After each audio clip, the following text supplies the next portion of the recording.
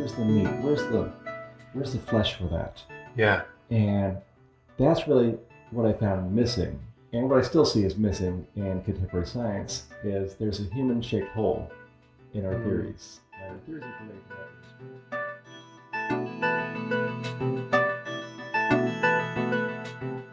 Stephan Martin is an astronomer and a physicist. He's taught astronomy and physics for more than 20 years. And I met Stephan through our mutual friend, Brack Jeffries, who you may recognize as a guest on the podcast, episode 6. And Stephan and his wife, Kim, and their son, Nathaniel, just moved to Asheville fairly recently. And we met earlier this summer, again through Brack. And as I was sharing with them the podcast,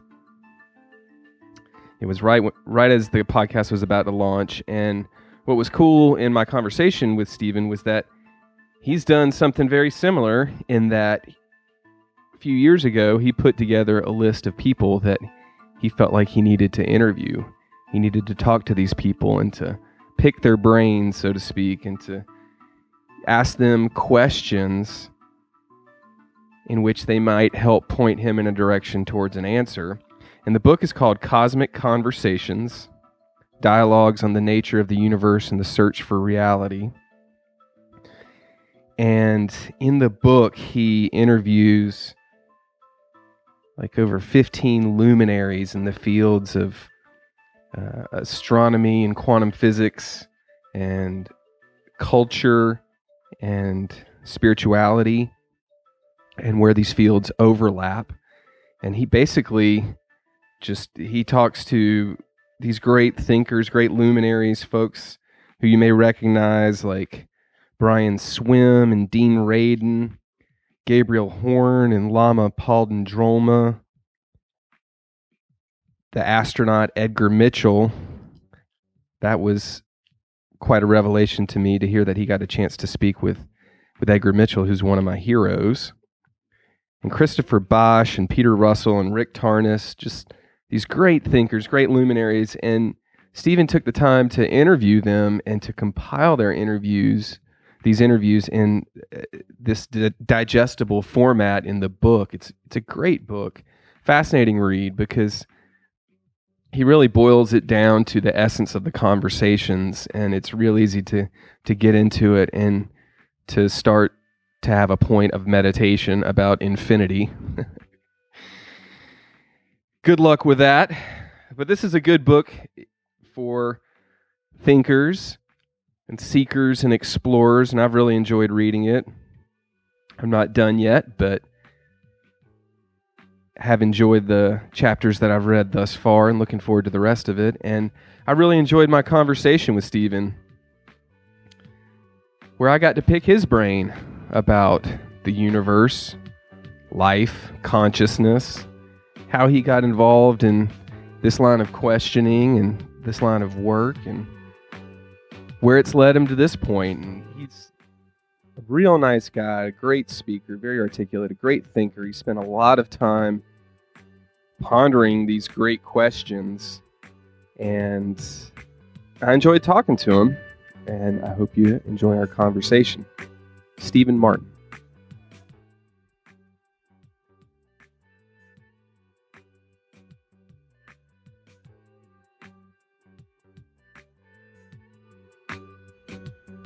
I just get a sense of wonderment from reading the book, and I'm looking forward to us getting into this and talking about it.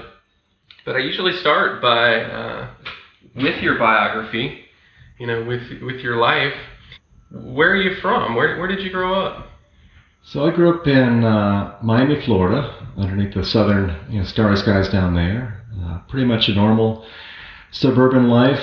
My family was really into the outdoors, into boating, spent a lot of time in the ocean, went to the Florida Keys a lot, and I spent a lot of time outdoors in the Everglades. And so I really encountered dark night skies there, and also in the ocean too, where you don't see any land around and no lights for miles. And just to see the Milky Way and the stars there captured me as a young boy. And I think I knew from probably about the age of 8 years old that I wanted to be an astronomer. Wow. I saw the stars. I knew that was it. Huh. That's what I wanted to know about. And, yeah, you'd heard about the profession. Like, there was something as an astronomer. Yeah. Yeah, and of course before that I wanted to be a fireman, a policeman, and all the usual things. Yeah. But, once I knew about the stars, there's something about that captured me, and it's like that's what it was. That's what I want to follow. And in a sense, that's literally been my guiding star my whole life. It's like I want to know what that is. Yeah. What are those stars? What are those lights in the sky? And then I found there's galaxies, and there's clusters, and there's nebulae, and it's all this amazing stuff that make up the universe. It's like, wow, isn't that incredible? I want to know more about that. Yeah. And so that's been my passion, just following that and learning more and more and going deeper into the mystery of what is this universe we're a part of. I remember when I first heard about, or not heard about, when I was, or told what the stars were, after looking at them, and I remember the thought that it was just lonely out there. And I remember being scared by the loneliness aspect of deep space, from movies. And did it seem lonely to you, or how did that feel? Do you remember the emotional content of it? It didn't seem lonely. It seemed like it was connecting. Okay. And it's like, oh, the space keeps going on, and that was a little strange that it was so big and it just kept going on. I couldn't quite grasp my mind around that. Yeah. But something about it was connecting. It's like, oh, I'm a part of this. I'm a part of this and this and this, and it just keeps going on and on. What's that about? Was that comforting? At times it was, but other times I also got a little freaked out about the size of it too. Yeah. Like being so small in such an immense universe. Yeah. I kind of turned to math for that because you could write a lot of numbers and not really get too freaked out about them, but... yeah, just break it down into objective qualities of it. Exactly. Yeah. Well, it's interesting that we're talking now about the stars because the last guest of the episode release was Ryan Kirkzak, the astrologer, where we talked about the emotional quality of the cosmos or cycles and things like that, and then astronomy is more of the objective and more of the studying aspect of it, the investigative mathematical aspect of it. So you were involved with this at an early age in South Florida, under dark skies. Yeah. Real dark before the pollution of the dark sky that we. There were still city lights where I was. I was in a suburban neighborhood, but I had a backyard telescope, and I could see the rings of Saturn and the moons of Jupiter and craters on the moon and stuff like that. And just looking at stars through the telescope just kind of blew me away. It's like, wow, that's a star. It's like you could sort of capture it in the lens there and kind of hold it in your hand in a certain way. Who did you go to for your questions about it? Books and books and books. Yeah. Yeah, and the local science museum. And there was a good amateur astronomy group, and I'd look through their telescopes, and they were very kind and generous with their time. Was this the 60s, 70s? I was born in late 60s, so it was really 70s. Okay. So during the 70s, the space program was starting to morph. It was. I remember, some of the later moonwalks. Yeah, okay. That's kind of my early consciousness, these guys who are up in space and hanging around there and walking on the moon. And then in the 1980s, the space shuttle program started. Yeah. And then seeing those launches, just those, that brilliant fireball leading people into the sky, just kind of was amazing. Did you watch them from Florida? I never got to see one live. Yeah. They're always scrubbed because of weather. Yeah. But, I would go in my backyard when I knew it was coming overhead, and I'd watch it. You could see it? Arc across. Oh, yeah, you could see it for miles. Oh, wow. Yeah. Wow, that's... So there you were connected with it, with the space travel, and you could watch it go. Yeah. And you were into astronomy at this age, so what was life like at home? We had a pretty normal, everyday life. My parents weren't really, especially into science. So I pretty much cultivated that on my own. But they supported me. They got me books and got me a telescope and what'd your parents do? Supported my interest. My mom actually worked for the airlines, and my dad actually worked for a cardboard box company. Very interesting. Yeah. He's very much a self-made man. He kind of started in the mailroom and worked his way up to the president. Oh, wow. Yeah. Classic American dream. Yeah. Okay. Yeah. And he nurtured your interest. He kind of nurtured my interest in the outdoors. He's really into fishing, which my brother was really into. How many brothers and sisters? One brother, one 2 years younger. And I think what really helped cultivate my interest was actually joining Scouts. Boy Scouts. We went camping pretty much every other weekend, went hiking every weekend. And that's one reason why I joined them, is because they do so much outdoor stuff. Yeah. And so really being outdoors underneath the stars with other boys and men really cultivated that interest. Yeah. And that experience, exposure in being outdoors. Yeah. Yeah. Right. Building fires. And yeah. Yeah. Oh, yeah. I was a Boy Scout as well. And it's great. Those were the main opportunities I had as well to actually commune with the stars at night, and started to learn what the constellations were. Yeah. Yeah. How to identify those. Get the astronomy merit badge and all that stuff. Yeah. Right. So pretty normal. By normal meaning? Yeah, fairly middle class, suburban, Yeah. Yeah, mainstream America. And this was your main interest? Yeah. Yeah. Yeah, since I was probably 8. I mean, that's what I was obsessed with. I mean, I still liked, math and rocks and physics and actually literature. I was also drawn to the humanities at the same time. Yeah. So going to college, I chose a liberal arts college because I really felt a closeness to the arts and the humanities and literature, poetry, and all the things that sort of make us human. Yeah. I was a good writer, good at expressing myself through the written word. But I was also good at math too. So it's like I had this whole abundance of talents, and I could have gone either way, but astronomy pulled me more, and so I followed that. But still kept that other part close at the same time.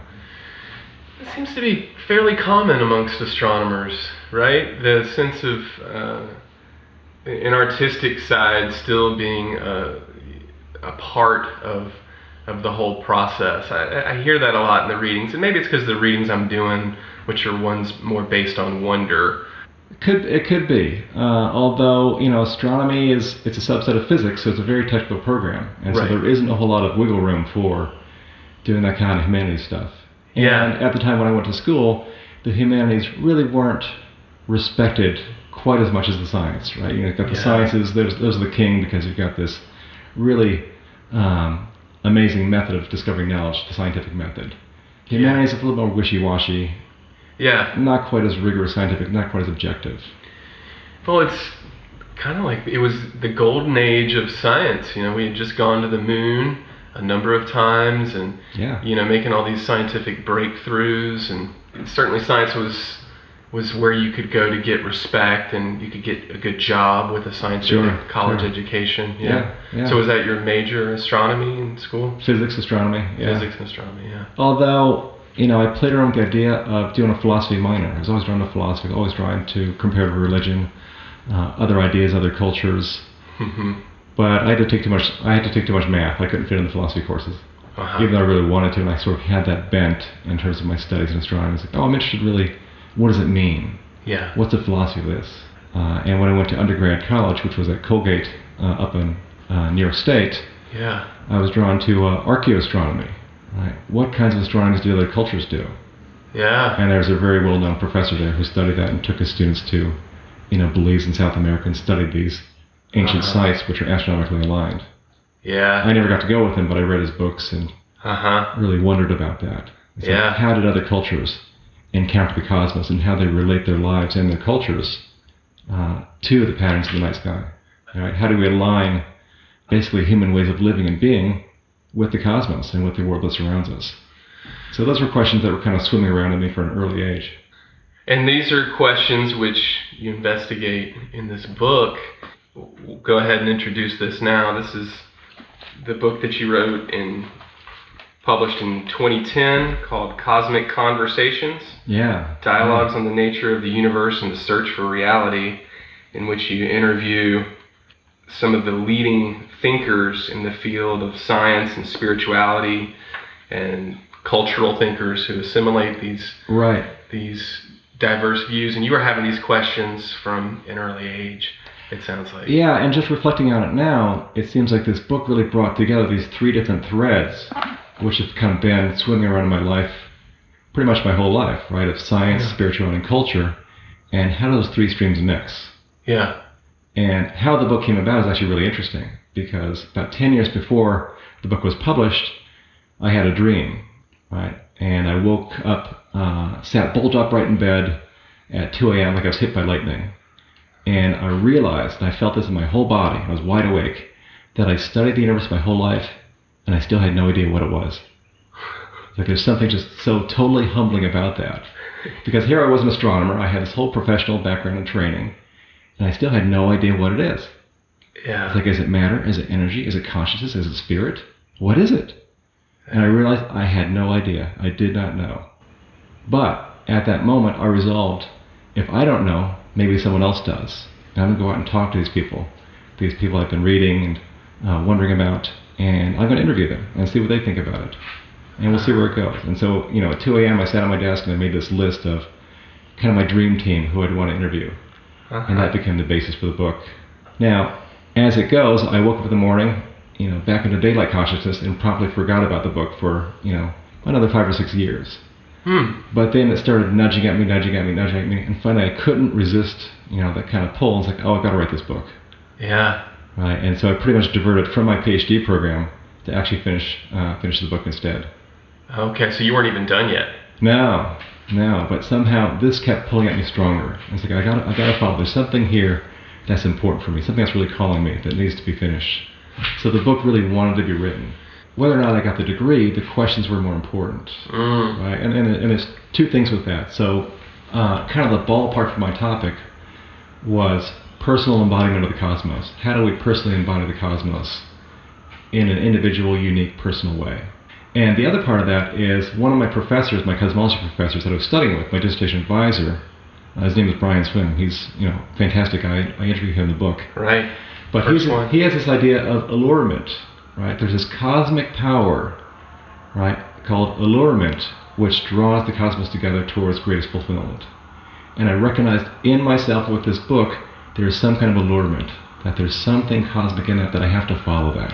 And so I followed that allurement in writing the book and having conversations with these people and making discoveries through writing the book. So you felt propelled or compelled to follow that allurement and yeah, like something about that was true. It's like this, my inner compass was pointing towards true north with this project. It felt in alignment. Yeah, it's like, this is right. This is what I should be doing right now. Yeah. And I still think about going back and finishing the dissertation. I might do that at some point. Okay. But the book, wanted to come out, and I needed to honor that. Okay, so you're not done with the formal dissertation studies and all that? No, not yet. I can always go back and pick it up. Yeah, right. Yeah. It sounds so exciting. How did it feel? It felt thrilling. It felt like this is what I'm supposed to be doing. Yeah. And in a sense, the book wrote itself. It's like when things are in alignment and when you're flowing with what's supposed to be happening, it's effortless. That's the word that came to my mind as I've been reading it. It reads so effortlessly and also concisely, which I think speaks to your skills as an interviewer and to the nature of the conversations that you are having and to these fantastic subjects who you were able to speak with. And we're going to get into that some more over the course of this conversation. But I want to talk a little bit more about the feeling that you had when you were able to find the sense of true north, the sense of things were coming in alignment, that the dissertation could wait. You'd woken up at 2 a.m. years before, but that moment stuck with you if it wasn't with you every day. Right. It was something that you felt you could come back to, perhaps, or knew you would come back to. What was it like? I didn't know at the time. I had good intentions, but kind of everyday life sort of took over in terms of writing the book. Yeah. But it was still there swimming in my psyche, kind of nudging me. It's like, oh, I should think about that. It's like, oh, I should think about that. And finally, the nudging got stronger and stronger until I couldn't ignore it. It's like, okay, this is the direction my happiness lies. Right, at least for now. And so I've got to follow that. So there's a whole learning process. And beginning to sort of listen to those nudges. Yeah, so there's the initial awakening, perhaps, or eureka moment. Realization, and yet, then life gets in the way. There's responsibilities. There's things you needed to attend to. Right. Yeah, and so you got to stay grounded and stay in the flow of your life up to that point, and then you figure out how you can bring those two together. Yeah, and I think that's a balance that each person has to navigate for themselves. It's Right. like, well, how do you maintain sort of the duties of being, a citizen and an everyday person in the world, and also sort of listen to that inner guidance, Yes. right? Which is always there, kind of whispering and nudging us Yeah. if we could be open and sensitive to it. Yeah. A little over 5 years ago, I woke up in the middle of the night, about 5 a.m., and felt like I had to go on a jog. And that's really unusual for me because I'm not a jogger. But I felt like I had to, and so I just got up and put on my headphones and ran out into the dark, and was about a half hour into my jog, and I had a close encounter with a coyote. I may have mentioned this to you. I think I did tell you this story, but The cosmic trickster. the cosmic trickster, yeah, and it revealed itself to me, and the awakening experience of seeing the coyote and seeing meaning crystallize or lack thereof, and where my life course was in alignment, and really how much it wasn't at that point. That was an awakening moment, but still it takes time to sort things out after that moment as to how I'm actually going to bring those two together. Right.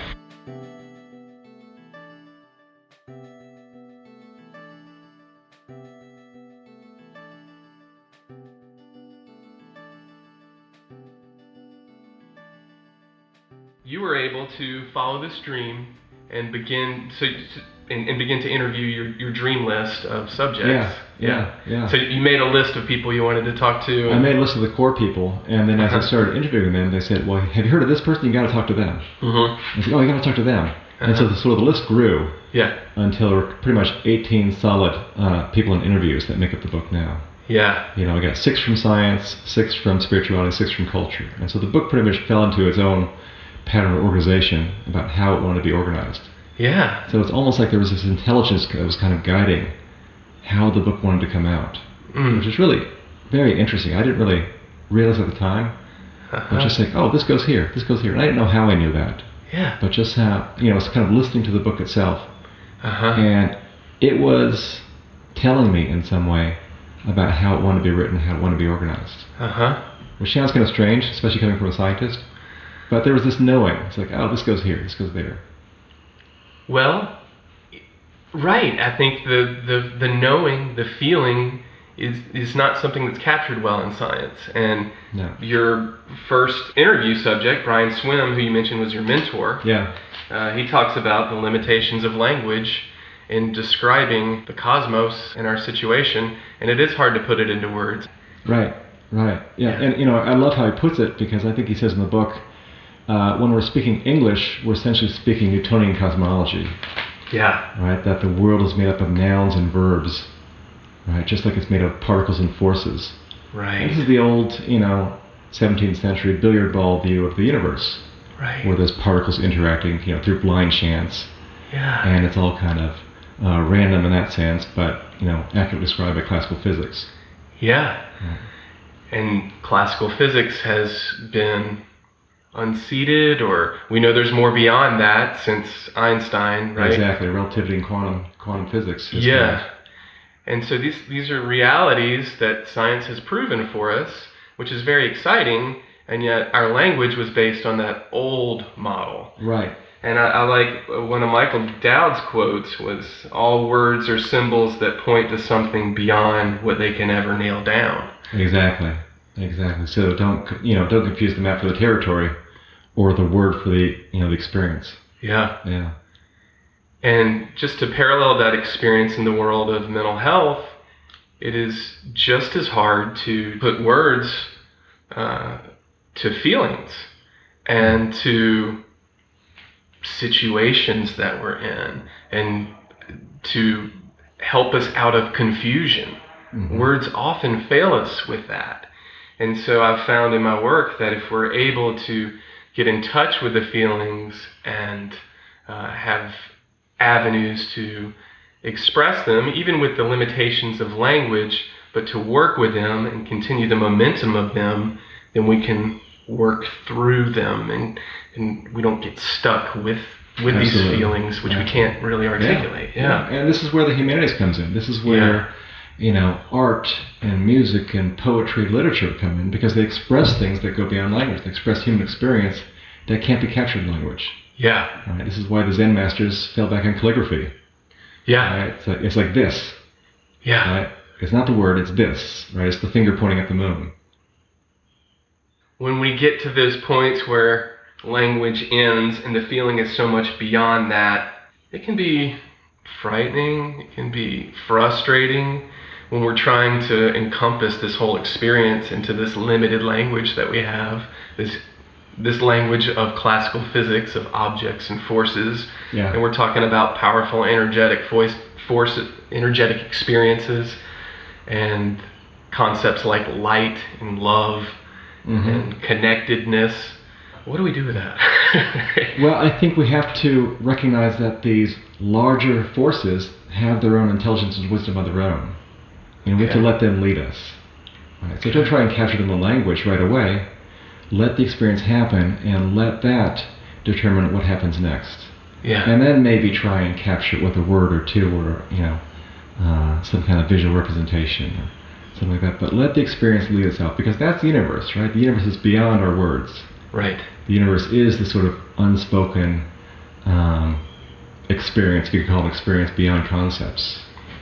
And Yes. so if we're really to encounter the universe as it is, we have to sort of humble the mind and all the concepts that it knows about and all the words that it tries to put on things, and to just be in contact with that mystery, with that experience directly.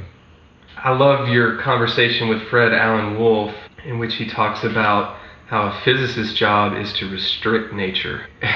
That kind of puts things on his head. Yeah. It's like you sort of say what nature can't do.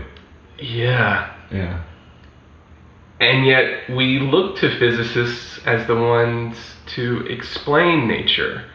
But if the physicist's job is restricting nature by limiting it to the laws, then we know that this universe is well beyond these limitations. And yet there are certain limitations in terms of how the universe expresses itself. There are physical laws, right? Yeah. There are things that we can do and can't do as humans. Right. And things that stars can do and can't do. So those limitations actually define the nature of interaction in the universe. They actually provide a context for that rich interaction to take place. Okay. So rather than not seeing laws as constraints or limitations, it actually creates a container for the universe to express itself. I mean, imagine if there were no container, there wouldn't be any interaction in the universe. There'd be nothing to interact with. Physics, in a sense, defines its own limitations. This is what's within the boundary of physics, and beyond that is metaphysics, or physics. Yep. So this is where classical physics has actually become psychology. And even radical Darwinism, Yeah. is leads us in that direction. But that's what I found so inspiring about your book is, and you summarize this at the end, is that each of these investigators, thinkers, spiritual leaders has come to the opposite conclusion. That it's not just protoplasm functioning at random, that there is a connective force that can be conceptualized in a variety of different ways. Right. And that was consistent amongst these interviews that you had. Yeah, well, in a sense, I sort of cherry-picked people who kind of have that view. Okay. But also, when I sort of pressed them further, they all seem to indicate that, there is something beyond sort of this mechanistic model of the brain, human-world interaction. There's something beyond that that's much more interesting than that sort of machine model that we've inherited, that we're actually growing out of as a culture. I think we're kind of starting to leave that behind. I like that you confess that you cherry-picked them. Be honest. Right, but also you were going for what's interesting. I mean, I wonder what the conversations would have been like with B.F. Skinner. Yeah. Oh, yeah. Yeah. And in a sense, I would have welcomed that, because that would have been a different perspective. Sure. That's fine. Yeah. But I wonder how willing the fully mechanistic model folks would be willing to talk. It's I don't curious. know. Yeah. I don't know. Yeah. But I also want to affirm that that's also a valid perspective. It's like their perspective isn't wrong. It's just one of many different perspectives. And that's one of the main themes in the book, is that the universe isn't one thing. it can be seen from many different perspectives, and all those perspectives can be correct. Yeah. Right? No, you can't say, this is it, this is what the universe is. Yeah, because it's easy to see like the extreme opposite end spectrum of its limitations. Right. Right? It's like, well, come on, there's a feeling that there's something more. But if we look at that extreme perspective, it's still valid according to the laws of physics as we understand them, maybe classical physics. There's a validity to it, and it also is useful for filling in that edge of the spectrum. Right. Which is going to be where reason takes us. And, we want to honor reason and yet say that there's a limitation there. And just like there's going to be a limitation to if we say we can just walk around with pure feeling and pretending to ignore the laws of physics. Right. You're quickly going to run up the limitations right there. Absolutely. Right. Yeah. I mean, it is all love, and yet cars can still hurt you. Yeah, right. Right. I haven't seen the person who's perfected teleportation yet. No. Right. But we had some conversations about that too with Dean Radin, talking about about psi and parapsychology too. Yeah. Tell us a little more about psi, because y'all talked about it in the book, and it's something I've got a little bit of familiarity with, but I'm curious about. What is psi? So psi is kind of the modern term for parapsychology. So basically these phenomena that seem to contradict or go beyond the laws of physics that we see experimentally verified in the laboratory. That somehow consciousness seems to have the capacity to affect matter in some very interesting ways. Mm-hmm. And I interviewed Dean Radin, who is one of the world's leading parapsychology researchers. Okay. Now that sounds kind of strange, parapsychology research. I mean, what's your resume with that? But he actually has a PhD in electrical engineering. He's got a pretty good background in psychology. He and I were talking science at one point, and he's saying that there's these experiments that we do in the lab that are very rigorously done with all accurate scientific protocols, and they show these anomalies when consciousness is thrown in the mix. Yeah. And we don't have a good theory to explain them. We don't know what it means, but this is what the data is. And it seems to indicate that there are some very small ways that mind can influence matter, and maybe larger ways as well. But they do find that there is some interaction between mind and matter, that our minds can affect the physical world around us in very definite ways that can be scientifically measured and verified. Mm-hmm. And when I was with him in his lab, he was showing me the apparatus he was working on at the time, which was to actually determine whether meditators could actually alter the speed of light, which is really a very interesting experiment, because the speed of light is the cornerstone of modern physics, right? Like the speed of light is 186,000 miles per second, and that's it. It doesn't vary at all. It can't be changed. It doesn't change at all. Is there wiggle room with that in the hypermodern physics, or? It's the corner of relativity theory, and so a lot of physicists would really give a lot of pushback if there was some indication that the speed of light was changing. Like non-locality, or? No, even non-locality is still requires the speed of light to be constant. Okay. And I didn't find out till later that his experiment was actually a success, that he found that these advanced meditators were actually able to change the speed of light slightly, just through their intention. And that just blows me away. It's like somehow if our minds can change the speed of light, which is the cornerstone of physics, which is the way the universe communicates with itself, then what else is possible? Yeah. Yeah. In the sense, we're really on the shores of some great new ocean of discovery. Right? If this is possible, then we have no idea what else could be possible as well. Yeah. Yeah. Yeah, his quote is, "If I think too deeply about what's left to learn about the universe, the depths of ignorance we are faced with can put me into a kind of mental paralysis." Yeah. Yeah. I mean, it's just stunning how little we know. Yeah. And I think that's really progress in science, is to find out how much we don't know, rather than think we know it all. It really makes us much more humble to recognize, we're just scratching the surface here. Yeah. All this advanced physics and all this, calculus and hyperbolic physics, it's really just scratching the surface of what's there. Yeah. We have a lot more to learn. But we can't quit. No. Yeah. I think that's a very exciting challenge. Like there's much more to learn. Let's dive in. Let's start exploring. Yeah. Right. Yeah. Right. Where do we begin? Another part, going back to what you were just saying, is about how consciousness can maybe bend the speed of light even just a little bit. The question you asked about whether intention shapes reality, and I think of the placebo effect in medicine. Sure. Which we have proven time and again.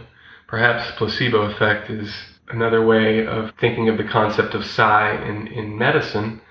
And placebo effect, we understand without a doubt, is in terms of when we study psychiatric medications, the placebo effect is always the lion's share of the benefit. Mm-hmm. And then a psychiatric medication may push the benefit a little bit beyond the placebo effect, or it may not. But it's a mysterious thing. Have you thought about things in terms of placebo at all in that language? I haven't, Okay. but I love what you're saying about it, that the majority of the effect is a placebo effect. In other words, the power of the mind and belief is really what's doing the healing. Yes. Right? The drug is just the minority. Maybe it just sort of carries the weight of the placebo effect, but it's the mind and it's the body that's really doing the healing. Yeah. It's that belief in the healing power of whatever that substance is that's really making the change in the body. Yeah. I mean, I think that's just so powerful, and that's just so unexplored in terms of what that is. Yeah. And what's the potential for that, and how do we harness that? Yeah. For healing the body and mind. Yeah. As physicians, it's kind of our understood secret that the placebo is something we really want to maintain and to hold on to. It's actually what makes for good medicine is the placebo effect. Because if you don't help the patient to create the placebo, you're not going to get that benefit. And that's a great point, in that the healer or the physician is not the source of healing. Right. They're sort of a facilitator. They sort of set the stage for the body and the mind to heal itself. As does all medicine, really. Yeah. You really want to connect with that inner healing force. Yeah. And good medicine just kind of sets the conditions right for that inner healing force to take over. Right. Which, again, we know so little about. Right. But is what we depend on so much. Absolutely. Which Very doesn't interesting. mean, it doesn't mean that medical interventions aren't important, but Right. they're just sort of steering the organism in a particular direction so it can take over and heal itself. Right. Yeah. A lot of your guests refer to the idea that the universe, or universe with a capital U, as Michael Dowd referred to it, as a proper noun, universe, is one thing, and that it's all mind, and it's all consciousness. What's been your experience with that? I think that's a very interesting way of looking at it, and we currently don't have a good theory about how mind, matter, and consciousness interact. Right? And in many ways, we're still stuck with the mind-body problem that Descartes phrased, right? 400 years ago. Mm-hmm. Right? How does this belief in wanting to move my arm actually end up with my arm moving? Mm-hmm. We still have no good explanation for that. What's the interaction between this mind, this thought process, and the actual movement of the arm? We still don't know what that is. Uh-huh. And yet experiments interesting from physics, right, which is a very rigorously mathematical theory, such as quantum physics, show that consciousness does play a role in the outcome of experiments. That consciousness seems to be important in the functioning of the universe. Mm-hmm. We don't quite understand how that is or how that works, but consciousness does seem to play a role. Yeah. And it's very interesting because one of the things we know beyond a doubt of anything else is that we are conscious. Yeah. Right? I'm aware that I'm aware. So as humans, we have this gift of self-consciousness. Yeah. And yet we don't even know what that consciousness is. So yeah, it's easy to get lost in infinity. So you've had this wonder in astronomy since you were a boy, and you remember those moments. Were there ever any moments along the way where you felt like the system of astronomy was off base, or the system of scientific investigation was maybe corrupted or co-opted, or what were some of the difficulties of your work as an astronomer? Yeah, that's a good question. I didn't so much feel that astronomy as a science or as a scientific enterprise was off base. I just felt that it was incomplete.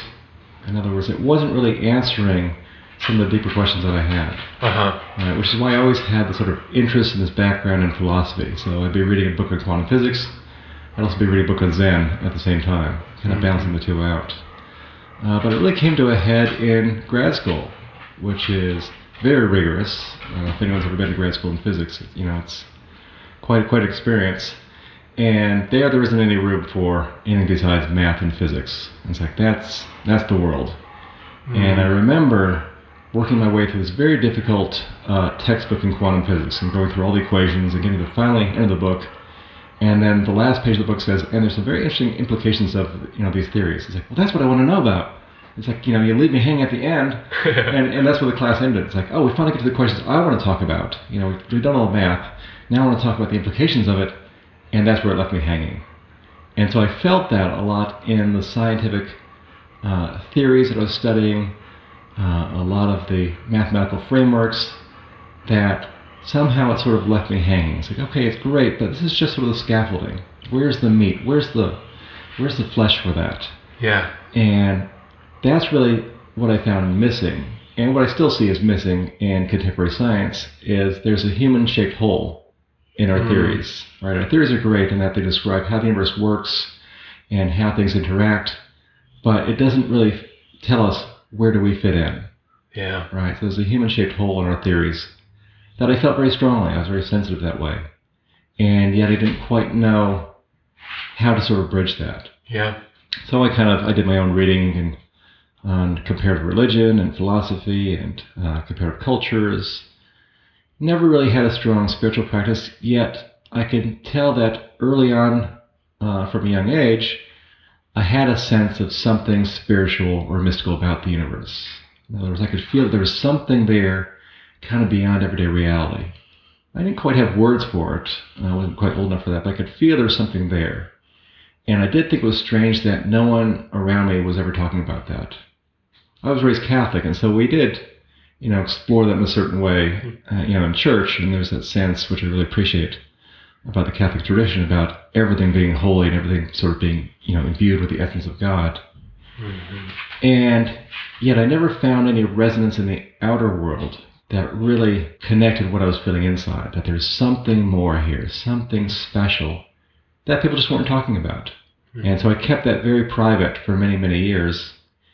And at times I felt very much alone in that experience, and very separate at times too. Even though I felt connected to the cosmos in an intellectual way, that emotional connection was lacking for a long time.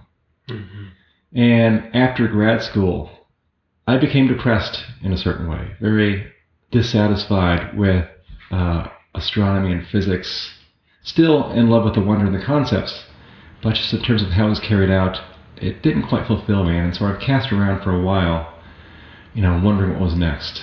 Yeah. And astrologers tell me now that was the beginning of my Saturn return. I was in my late 20s, mm-hmm. and then I started developing a more fervent interest in spirituality, began meditating, began exploring different spiritual traditions, and that really gave room for my intellect to blossom.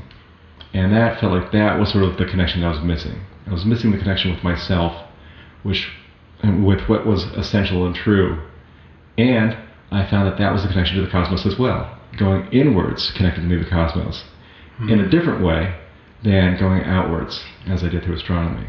Mm-hmm. So there's a way that these two different worlds connect, and I find, as for myself, they connect in the human. Right? This is sort of the ancient teachings, right? The human is the bridge between the macrocosm and the microcosm. Yeah. Yeah. So I found that was true of myself, and it wasn't until I began, dedicated spiritual practice that I began having these experiences that sort of confirmed, and being in community with people who were also sensitive the same way I was. Was there a reluctance there to go in that direction? Because I know the word astrology isn't thought of very well within the astronomy community, right? No, and it's interesting because in 8th grade I actually wrote a paper for my English class basically tearing apart astrology as total pseudoscience. Yeah. Yeah. And my feelings around it have shifted since then. So I was always somewhat agnostic about it. It's like I'm not sure, whether it works or not, but I'm open to it. Uh-huh. I'm just sort of waiting for further evidence. Uh-huh. So the openness kind of came back, but Yeah, I was always open. Okay. I could never totally become an atheist. I could go as far as agnostic. It's like, well, I'm not sure. Mm-hmm. This is where I am. Yeah. And I'm open. Mm-hmm. So open for new evidence. Yeah. Okay. you said the time of your Saturn's return, late 20s, Yeah. began searching for more spiritual fulfillment. Right. Yeah. What did you find when in that search? What did you get connected with? My first introduction was actually at a Reiki workshop.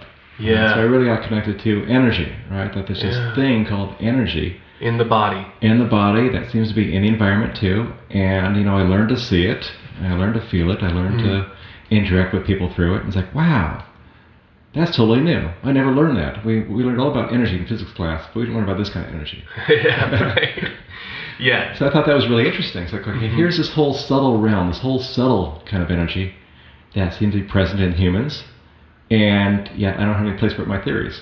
Yeah. So I want to know more. Mm-hmm. And so that led me to sort of investigate other different paths and to go on retreats and start to spend time developing sort of this interior inquiry about who am I, what am I, what is this universe.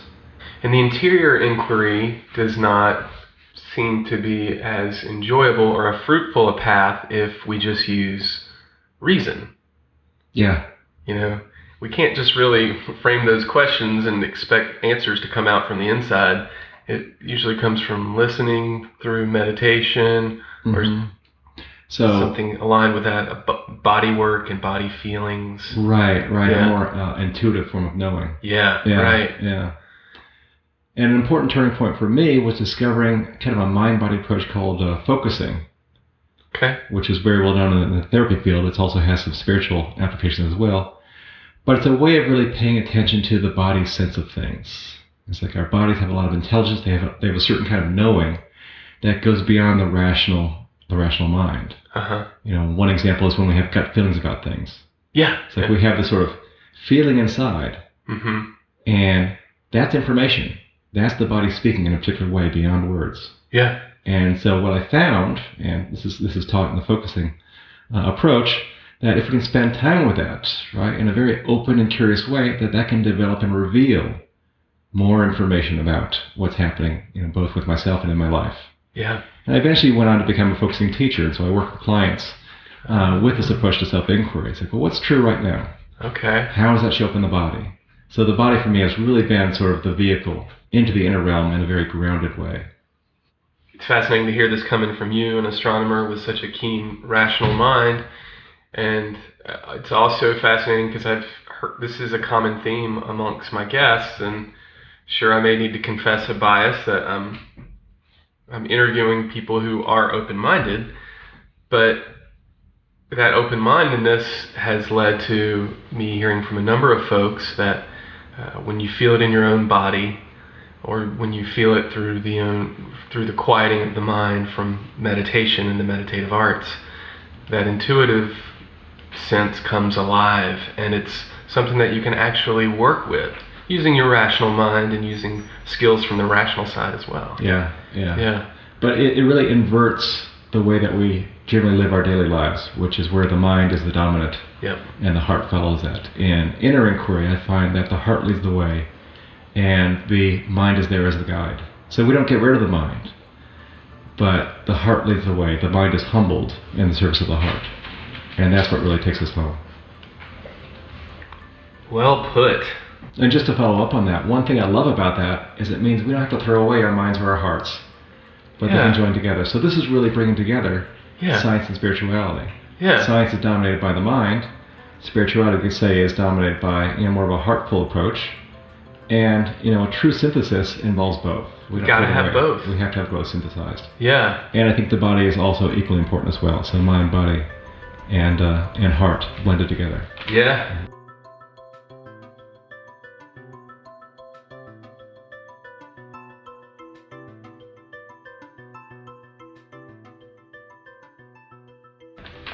I'm searching through my notes here about some other things from the book that seem to relate to this, and I love the interview with Lama Palden Drolma. Yeah. And she talks about how for us Westerners, we can't necessarily go straight to the spiritual. The ego is just such a part of us that it gets in the way. The ego stuff gets in the way, is what she put it. And she says that doing psychological work is an avenue for spiritual, and essential for spiritual unfoldment. Yeah, I think that's important, especially for Westerners, because we have so many psychological issues that sort of need to be dealt with before our minds can quiet enough to actually, do more sincere spiritual work. Yeah. I see that in my work with other folks, and I've felt that myself. In a yoga practice, we work at learning to work with the ego. It's funny because at times when I was new to the practice of yoga, I thought that the purpose was to kind of destroy the ego. Yeah.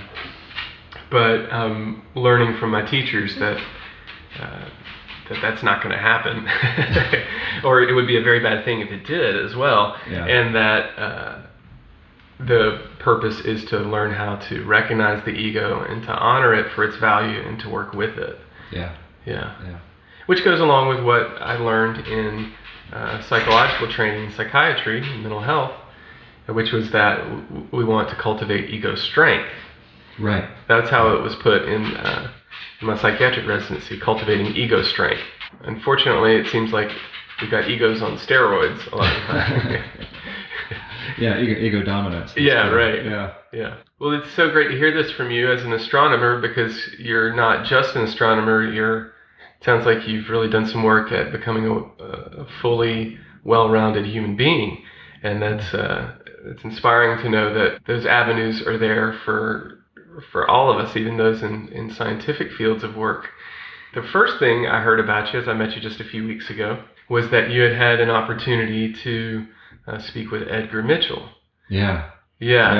And for our listeners, Edgar Mitchell was an Apollo astronaut who had a spiritual awakening in space. Maybe I'll let you tell his story. Okay. Listeners should really look him up and hear his story in his own words, but I'll give you kind of the brief version. Edgar Mitchell was the sixth man to walk on the moon. He went to the moon in 1972, and he's not a flaky guy by any means. I mean, he had a PhD in aeronautics. He was a fighter test pilot. He was a combat fighter pilot veteran. He's a no-nonsense kind of guy. But on his way back from the moon, he had this mystical experience where he recognized in his body that the entire universe was alive and was a learning system. And he realized at that moment that consciousness is what was missing from our theories about the universe. And so once he came back to Earth, he actually retired from the astronaut corps the year afterwards, and he founded the Institute of Noetic Sciences, right, which is dedicated to the scientific study of consciousness, because he recognized that was the big thing missing in our theories about the universe was consciousness. What is it? How do we study it scientifically?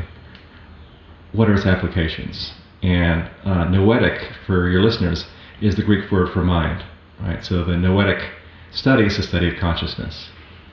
And he's a very, very generous man, very good speaker. We had some great conversations. And I think he's right. I think we actually do need to reintroduce consciousness as a valid topic of scientific study. Because at the end of all of our theories is a human being, which is a consciousness. And until we understand what that consciousness is, our theories won't make sense. It won't connect us personally to the cosmos. And it's very interesting that at the end of every telescope is a human consciousness. And so we understand everything that comes through the telescope up to the point where it enters that consciousness. So this is really interesting because this is where astronomy and psychiatry actually overlap. Yeah. Well, and now you are the connecting force between me and Edgar Mitchell, who I've admired for some time now.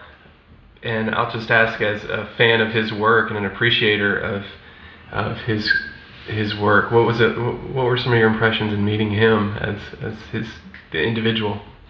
It was really humbling and interesting, sort of to shake the hand of a man who had actually been to the moon and walked to the moon. Yeah, right. And he showed me some of his artifacts from the lunar mission. He showed me the joystick that he used to guide the lander, and the glove that he used that had been to the moon and had space dust on it, and it's really, really wild stuff. And I asked him, it's like, well, what's it like on the moon? Yeah. And one thing he said is that the stars are 10 times brighter than they are on Earth from the moon because there's no atmosphere. So imagine the stars being 10 times brighter than the darkest night sky you've ever seen. Yeah. And how overwhelming that would be. Yeah. To see the stars in their kind of naked glory. Yeah. And also, of course, they don't twinkle. They twinkle on Earth because we have an atmosphere that's constantly moving. Right. But on the moon, they're 10 times brighter, and they shine with a steady light.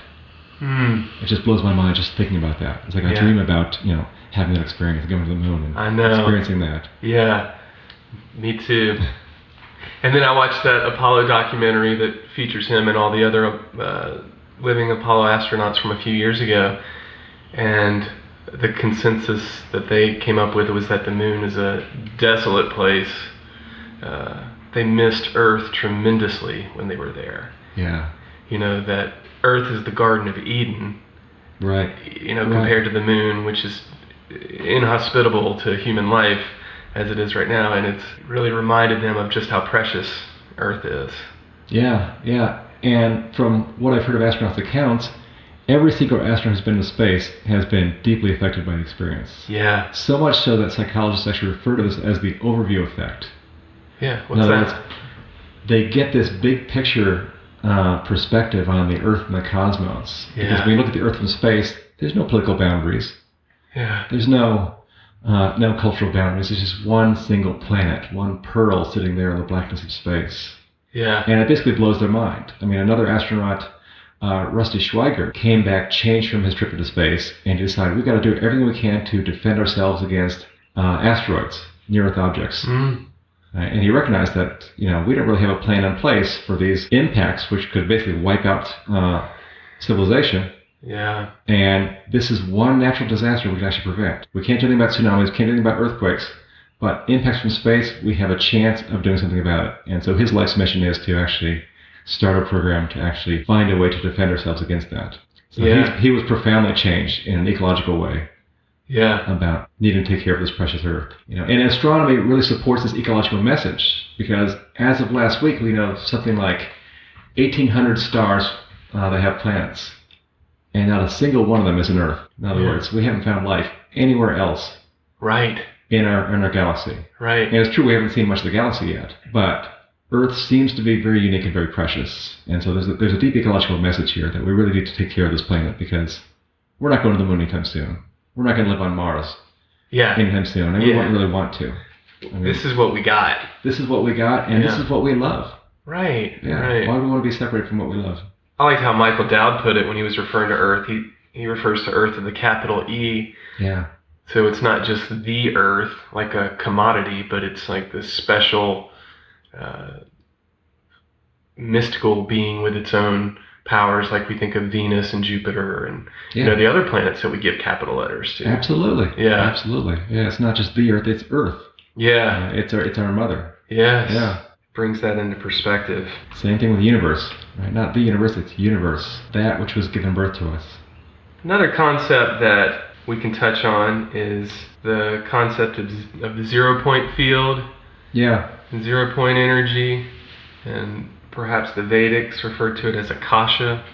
Yeah, that there's some kind of energetic potential that extends through the cosmos. Yes. Right. And the 0-point field, as they describe in physics, is the lowest possible energy state that can exist. And what they found is that empty space, you take everything out of space, all the atoms, all the molecules, and you find that there's an energy there that's in potential.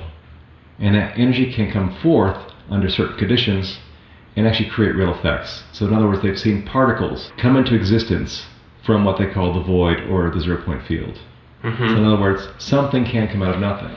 And this is actually one of the theories about the Big Bang, is that the universe was born spontaneously out of the 0-point field. Yeah. And this is actually allowed in quantum physics. Particles can come into existence from nothing.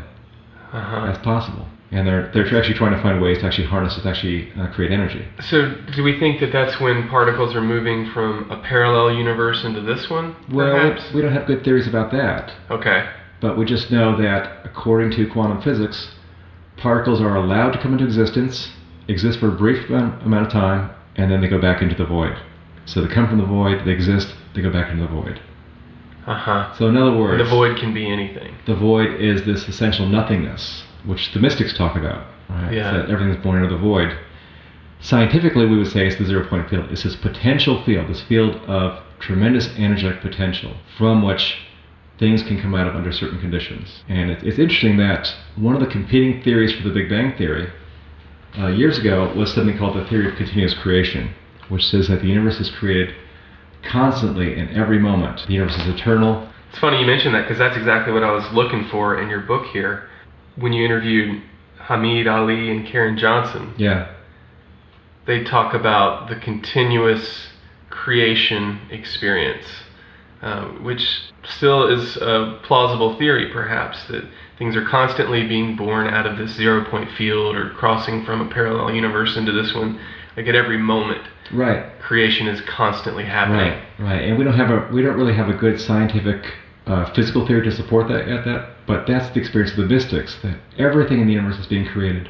But you said it's freshly been every proven moment. that particles can come from nothing into something Under certain conditions. under certain conditions. Under certain conditions. Yeah. And so I've always wondered, what's the theory that supports that mystical experience that everything's being born out of the void at every moment? Yeah. And I don't quite know what that is in terms of physics yet. We see these things happening under certain conditions, just like we see non-locality Yeah. happening where particles be connected under certain conditions. Talk about non-locality again. Okay, so non-locality comes out of quantum physics, where you have two particles which are connected to each other. They're separated. And they find that these particles are able to influence each other in some very interesting ways. So if one particle experiences itself being put into an up state, the other one gets put into a down state. Simultaneously. Simultaneously, And that happens instantaneously. faster than the speed of light, Faster right? than the speed of light. Right. So that- light isn't the medium through which they're communicating. Yeah. So Okay. it's pointing to some deep level of interconnectivity in the cosmos that goes beyond what we know about. But that means that the speed of light can be exceeded, right? Well, not really. The speed of light is still the speed of light, but there's something happening with these two particles under these conditions where people say they're in communication with each other, but that's not really true. Some people would say that this is actually demonstrating a kind of cosmic unity. Yeah. That Okay. these particles, which seem to be separate, Uh-huh. are actually still the same particle. They're Yeah. actually still one. So it's not like they're sending messages back and forth. Right, that's shown that they're not actually sending messages, but somehow they're two aspects of, you could say, the same particle. Yeah. So this, It's like they're thinking of each other at the same time. yeah, or they're actually the same person, just split into two halves. Yeah. Wow. Yeah, wow. Yeah. These are some fascinating theories. Does it ever get tiresome, the wonder? Do you ever want to just know? Well, the wonder itself is a kind of knowing. It's a longing for knowing. Yeah. And, whenever there's a question about something, the answer is pushing up underneath that. So in other words, what I found to be true is that it's not really question-seeking answers, it's answer-seeking questions. Mm. So in other words, something is arising, something is kind of tickling my consciousness, and that triggers the question. It's like, oh, why am I thinking about this today? And all of a sudden something happens, like, oh, that's why I was thinking about that. And that goes back to leading me to think about the comforting nature of mystery. If we think of the cosmos as this vast collection of stars and galaxies, billions and billions of light years across, we can feel small and insignificant, of course, Yeah. and meaningless. But if we think of it as a mystery that can never be explained across this huge vastness, then it comes back to the idea that our consciousness still links it all, and that we are actually very important, and our role is vital. Yeah. Yeah. And that was actually one of the main threads of the book, and that to a person, for every single person I interviewed, we all agreed that whatever the universe is, whatever it is, this mystery, we are that. We're not separate from that, but we are that as well. Yeah. So if the universe is consciousness, we are that. Mm. If the universe is matter, we are that. If it's energy, if it's spirit, we are that as well. Mm-hmm. We are woven into the fabric of the cosmos. That's a good starting point for compassion. Yeah. If we're all part of the same fabric, then we can understand the similar thread that runs within us all, and can deepen our sense of compassion for each other. Absolutely, and a sense of connection, because Yeah. we're all the universe being expressed in different ways. Yeah, It's all the same stuff, it's just taking different forms. that's really inspiring. Yeah. Yeah, and so this is one way that I think science can be connecting, to sort of see that we all share the same cosmic origin, that we all share the same cosmic nature, Mm-hmm. that in a sense we are all one. Right? We're all one fabric, where the universe expressing itself in different ways. So this is a mystery. This is that we're pretty sure is going to go on at least our lifetimes, right? I don't think we're coming to the solution today or tomorrow. No, but it's a very exciting mystery because it shows that it's not that the mystery is insoluble, it's just that the mystery is endlessly discoverable. Yeah. We're never going to run out of mystery because the nature of the universe is so profound that you could say it's infinite mystery. There's an infinite number of ways that you can see it and experience it, and you'll never run out of ways to experience it. That's another way of thinking of humility as a virtue. Yeah. It's just basically a way of honoring that the mystery is always going to be so much greater than any way we can break it down, and to honor our role in all of that. Absolutely. Yeah. Interesting. Yeah. The mystery makes us humble. What other types of questions have been coming to your mind after publishing the book, closing that chapter, so to speak, but also knowing that, you know, your life's going on and your investigation's continuing? Mm-hmm. Where are you at with it now? So, yeah, that book represented a whole series of questions, which are still ongoing. I mean, these are kind of lifelong questions that are really directions for inquiry, rather than places sort of stand with solid answers. Right now, my interest in writing is focusing on how do we take these ideas into our daily lives? How do we live a life that's both cosmic and everyday human? How do we sort of embrace and empower ourselves with the powers of the universe in our daily interactions, in our relationships, in our child raising, in the way we govern? How do we sort of take in that larger perspective in a personal way, knowing that it's both cosmic and personal? Yeah. You're a parent now. Yeah. That's a whole cosmic adventure in itself.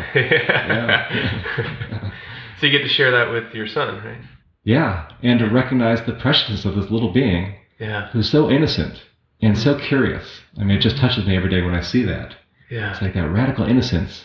Children, I think, are the universe in its purest form. Just this complete sweetness and innocence and curiosity and openness to the world. That's how the universe is. Yeah. Right? It's always looking for what happens next. Always in the moment. That radical curiosity and that radical engagement with life. Mm-hmm. That's the universe.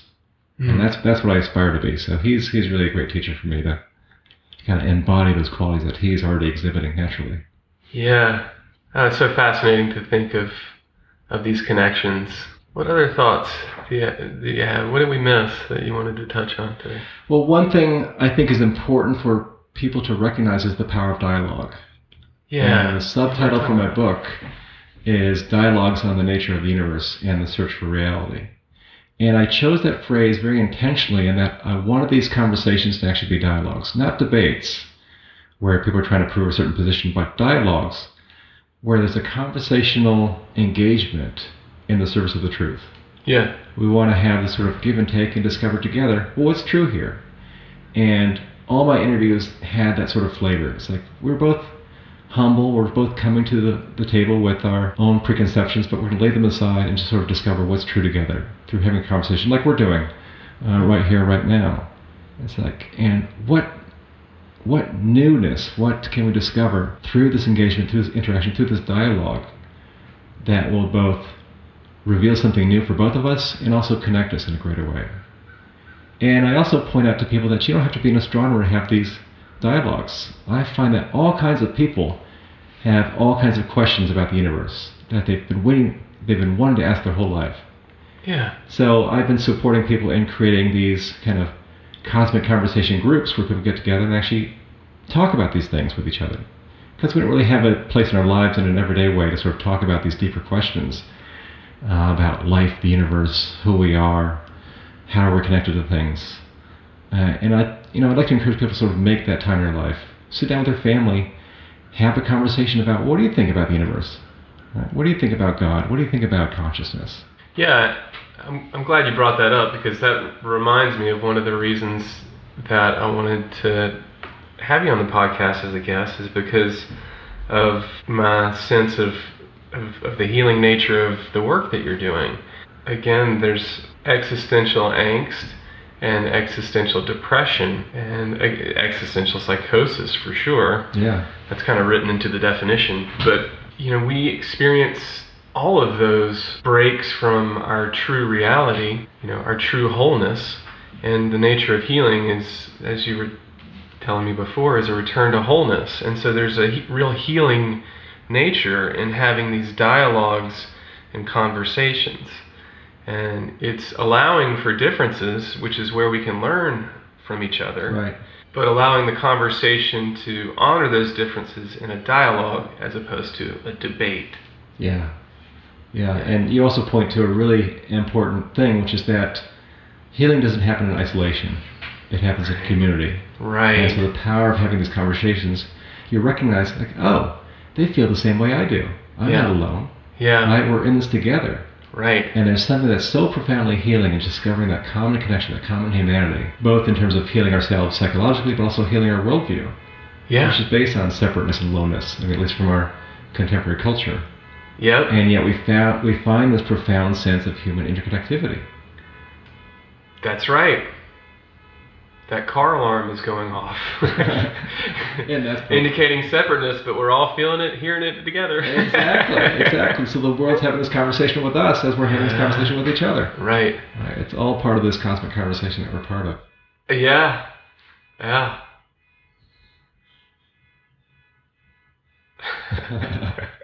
So you're right. There's a tremendous healing power in the power of dialogue. Yeah. People actually sitting down and just having a heartfelt conversation together. Yeah. They're both changed as a result. I was changed after every single one of my interviews. It was a transformative experience. Yeah, I bet. I felt myself differently. Yeah. So is there going to be a sequel to the book? I'm working on a series of articles right now, which is really my own thoughts, kind of put on paper about how things work and basically how to live a cosmic life. And so I'm putting the finishing touches of that. That might go to publication next couple months, as soon as I get out of diapers and get baby stuff. But I'm still working away and still leading workshops and encouraging people to have cosmic conversation circles and doing my own work in the world too. So if folks are interested in contacting you and finding your work, what's the easiest way? Well, I'd love to be in touch. www.cosmicconversations.org is my website, and people can contact me through that website. Okay. And they can also find out about local events and writings and a little bit more about the work that I do with people and with groups. Well, thank you so much, Stephen, for sharing this, for writing this wonderful book. Again, the book is also called Cosmic Conversations, Dialogues on the Nature of the Universe and the Search for Reality. And I'm still not done with it, but I'm really enjoying it, and I hope our listeners get to check it out because I find it useful in my investigation. It's very concise and thoughtful, and it brings these issues into a very nice dialogue and a good comfortable place for exploring this mystery. So again, thank you for the book, and thank you for sharing with us today. Well, Dan, and thank you for the dialogue. I mean, I'm really touched by the opportunity to express myself in this way and for the conversation that we had. So I really appreciate it. Great. How do you feel? I feel great. Awesome. All right. Well, thank you very much.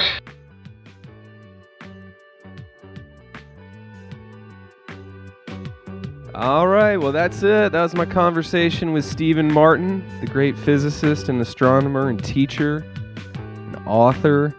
Again, his book's called Cosmic Conversations, Dialogues on the Nature of the Universe and the Search for Reality. Wow, what a great conversation. That was very inspiring, and I hope you enjoyed listening to it. So stay tuned to the podcast. We've got some great guests coming up. I'm really excited about sharing some of these with you. Anecdotal evidence. We're on iTunes. We're at danieljohnsonmd.com/podcast. We've also got a YouTube channel. So tell your friends. Check us out. Again, thanks for tuning in. See you next time on Anecdotal Evidence. Until then, take care.